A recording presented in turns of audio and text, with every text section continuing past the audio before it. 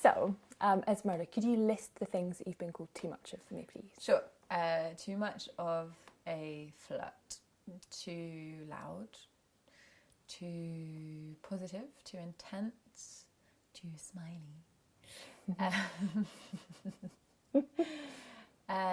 Too ambitious. Too silly. Too childish. And also too serious. Both of those things.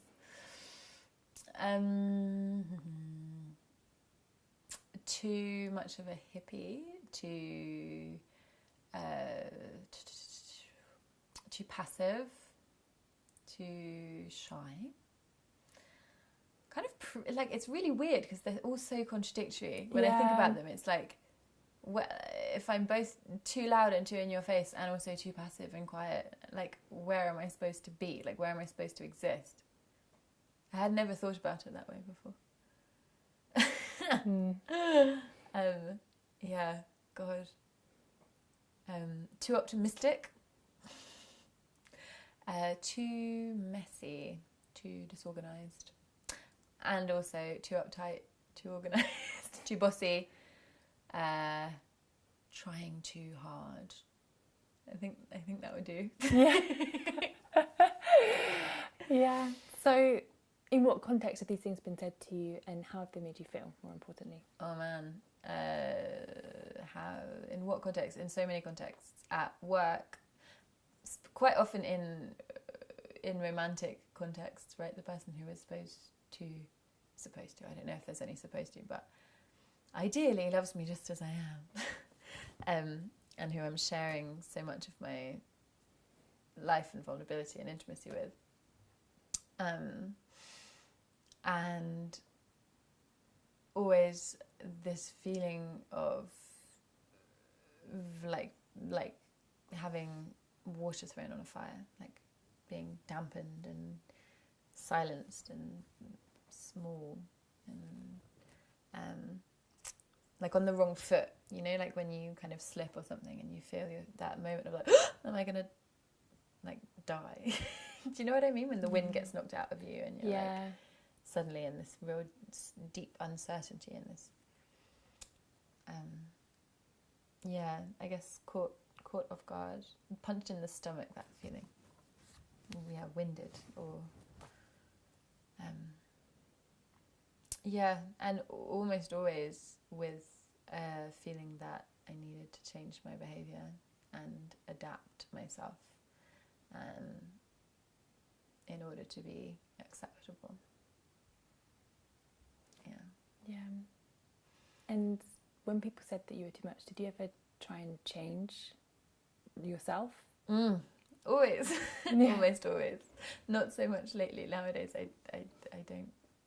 I've learned not to listen to anyone's opinion apart from me about what I should and shouldn't do. But yes, up until fairly recently, I always pretty much tried to fit myself into this impossible and ever-changing mould of what is pleasing and acceptable to other people. And when did you realise it was more about those people, you know, that like who were calling you too much than it was ever about you? Was there a moment? Was there a moment? Was it gradual? I think it was gradual. I think for me it was just like it came with after having really hit rock bottom and even right down at the very, very depths of feeling manipulated and trapped and terrified and finding that tiny little voice inside of me that was like, oh no, not this, something else, something more, I deserve more than this. I think building on that step by step and learning and getting it wrong and fucking up and, you know, doing it again and forgetting to do it, and like it's just a sequence of stepping forwards and backwards and forwards. And for me it's been a very gradual, ongoing process, and it continues to be an alive, unfolding thing of really, really not taking anything personally, because other people's opinions are literally nothing to do with me. Yeah, And that is something I have to repeat to myself almost every day. Yeah, because it's a hard lesson to learn, but it's so important. Yeah. And what do you think? Why do you think? I mean, without dwelling too much on if people have called you too much, because that's not our problem. But why do you think people call each other too much or something? I think that stems from my understanding of it is anytime you're passing judgment on someone else, it's because you're not owning something in yourself. I definitely find that when I feel a tendency to judge myself or somebody else, because I think that's human, and I think that's something that we all do, because we all exist with pain, and we all suffer, and we've all been through trauma, and we all have these parts of ourselves that are like begging for our attention. And I think when we see something that we find unpalatable in someone else, it's the easy route is to be like, oh, that thing, like, ugh, no, like, you need to change that. And actually the hard work is to think like, why is that affecting me so much? And often in my experience, it's because there's some bit of me that I'm not taking care of, and that I'm not engaging with, or that I find unpalatable and that I find unacceptable. And so I think most often those judgments come from people who don't feel comfortable in their own skin and don't love and accept themselves, because loving and accepting yourself in a culture that profits from you not loving and accepting yourself is fucking hard. And it's not just like a bam, okay, it's done, I love and accept myself now and everything's going to be perfect. It's like an ongoing slog, and it can feel never ending, like unpicking all of this stuff that we've learned. And sometimes I think you can question, like, why am I even bothering? But it's in those moments where someone does pass a judgment, and I know that me, as of a few years ago, would have been crushed and wanted to change. And me now is like, okay, your stuff, not my stuff.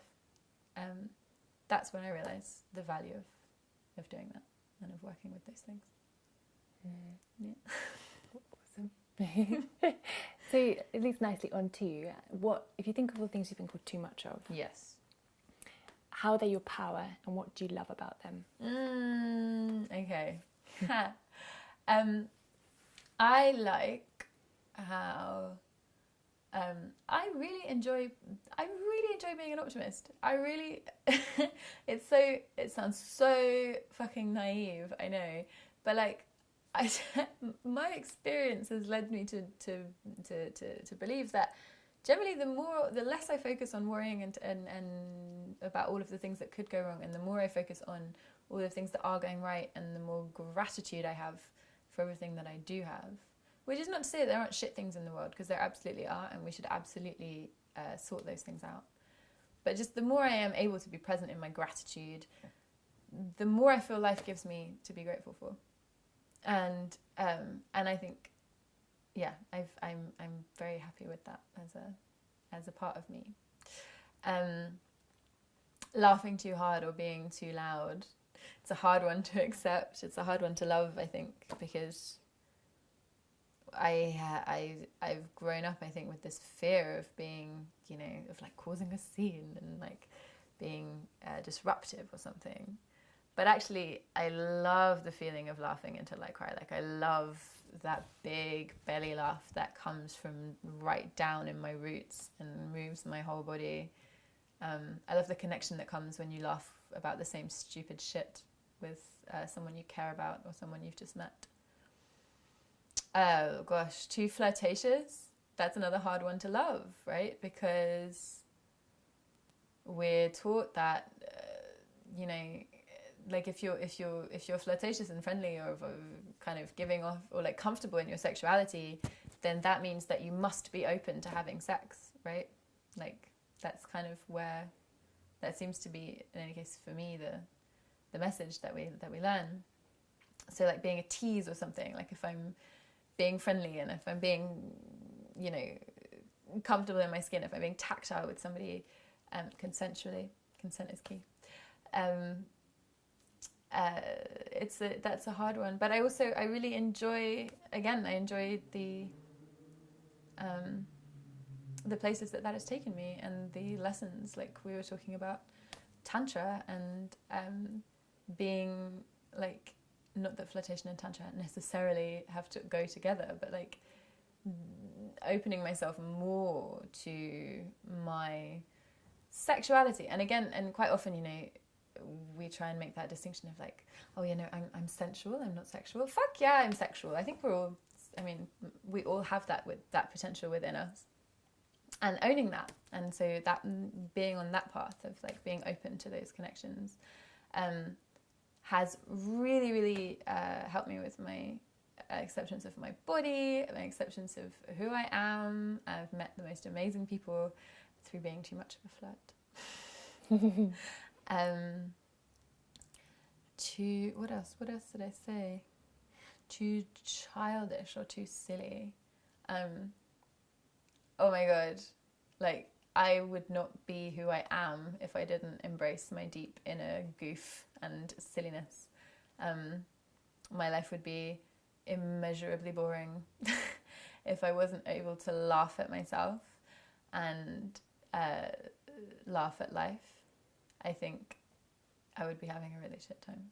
So yeah, I think we can all learn a lot from kids. I feel like children, and God, that's fucking corny thing to say, but it's true, right? If you spend any time around children, they'll kind of say to you, they'll ask you the most incredible questions, and you're like, I've literally never thought about life that way before. And I think if I can stay a little bit in touch with that part of myself and with that energy, then lucky me. What about listing things that you love about yourself? Oh yeah, my favourite game. This is such an important practice. Oh my god, that's the kind of question I want to ask all my girlfriends. Like, what do you love about yourself right now? Oh gosh. Right now, I love how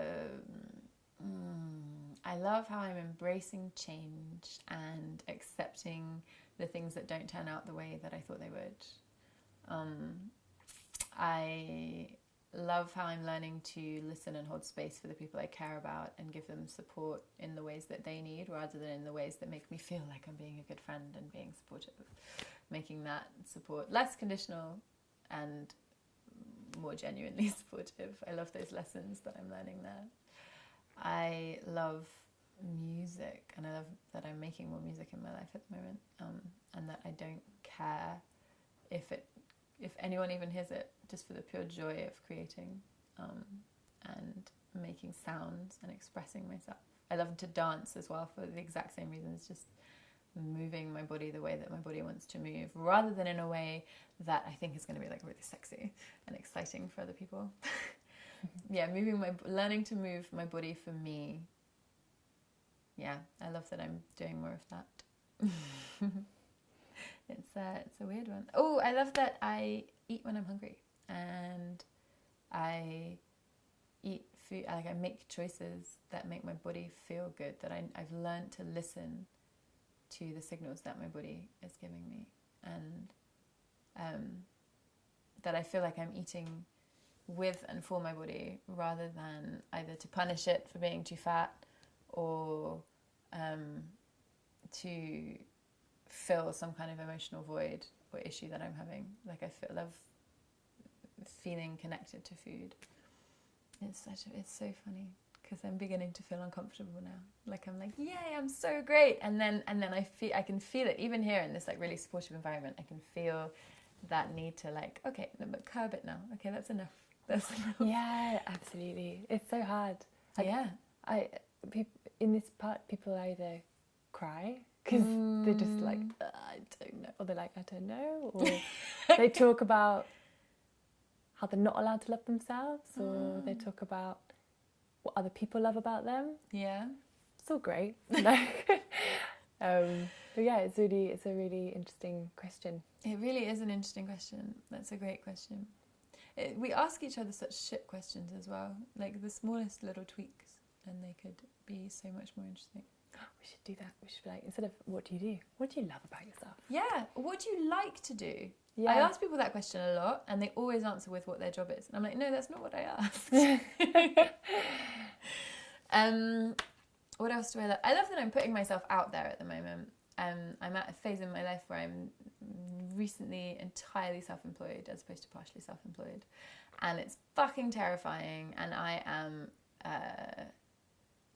like marching ahead, like straight off into the unknown at the moment, and talking to people about what I do and marketing myself and telling my story again and again and again, and you know, learning all these things, and it's difficult, and I'm proud of how I'm showing up for myself in that.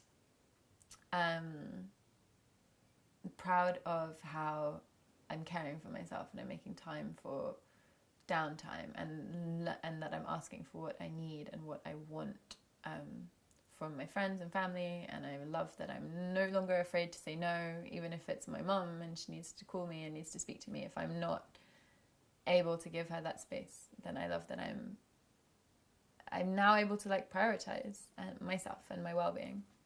And I love noticing that how that then improves exponentially the quality of attention I'm able to give someone, and how present I'm able to be with them. Okay, so if someone came to you and they were 13 years old and they've been called all the things that you've been called too much of, so like too emotional, too, I'm thinking what 13-year-old, too bossy, I mean, you know, too everything that you've been called, too much of a flirt, like what would your advice to them be? Oof. Yeah, it's funny. I'm thinking of myself at 13.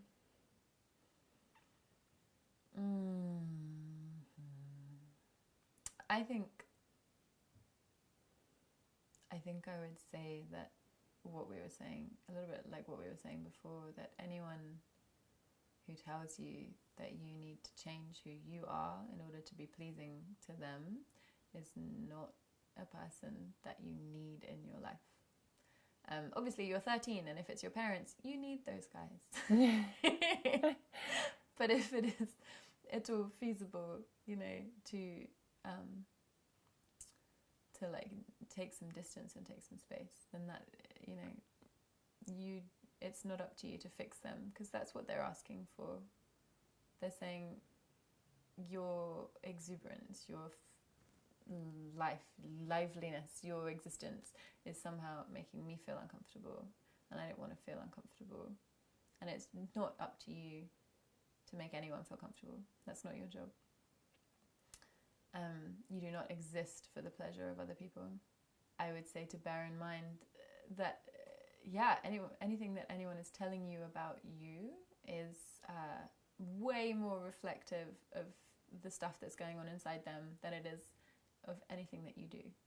Yeah, you have every right to live life exactly as you want to live it, and to be exactly as you are, and you are valid and whole and entirely welcome, whether you do everything or whether you do absolutely nothing. Your life is your life, and it is nobody else's business what you choose to do with it. Yeah. Brilliant. And if you could change the world tomorrow, what would you change and why? Oh, fuck. That's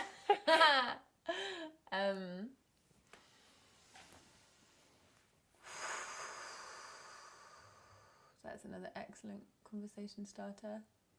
It's the kind of question I only start to ask once I've had a glass of wine. Do you know what I mean? Yeah. When you're like, I've had some wine, I know the answers. Yeah. Yeah. If I could change the world tomorrow, I would say a world where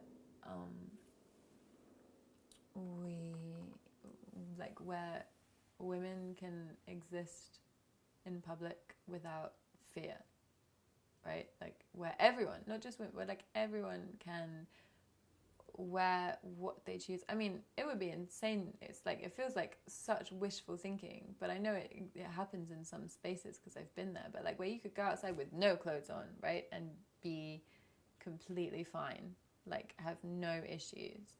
Like I feel like our relationship to the body is such a weird one. as a culture?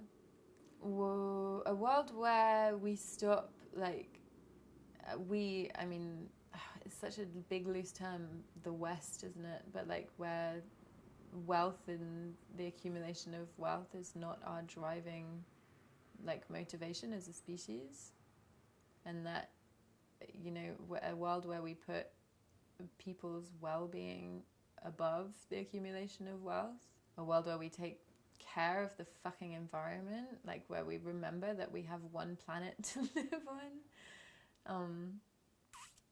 Again, that comes before the accumulation of material wealth. Man, I would love to see a world where we grow up celebrating ourselves instead of feeling ashamed. A culture that actively supports that for everybody. I feel like actually if that was in place, maybe some of the darker shit that we do in the name of accumulating material wealth, I keep saying that phrase, maybe some of that would fall away. Because that wanting, right, that grabbing and reaching out and judging and shaming and all of those destructive things that we do, I believe come from our core wounding and our core feelings that we're not enough, right? That we are not right somehow, that we're broken. Whereas if we were raised to believe that we're whole and fabulous and beautiful and perfect just as we are, then maybe we would be in less of a hurry to like fill that void. So yeah, maybe these kinds of practices and these kinds of spaces are the key to end world peace. Just maybe. Yeah, sounds great. Is there anything else that you want to share?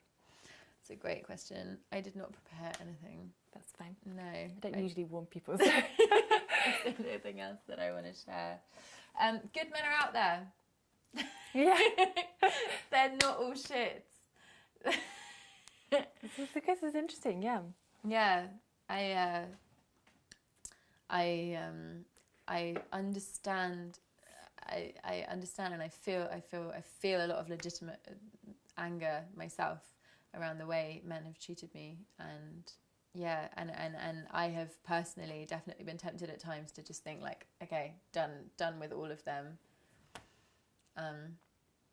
But I feel like if we are to heal this, we can't, like, we need to do it together. We can't just throw them away entirely. That being said, they do need to take some fucking responsibility. It's a complex issue. Anyways, there are some good ones. There are a few good men out there in the world doing good things, fighting the good fight. I had no idea that was what was going to come out of my mouth when you asked me that question.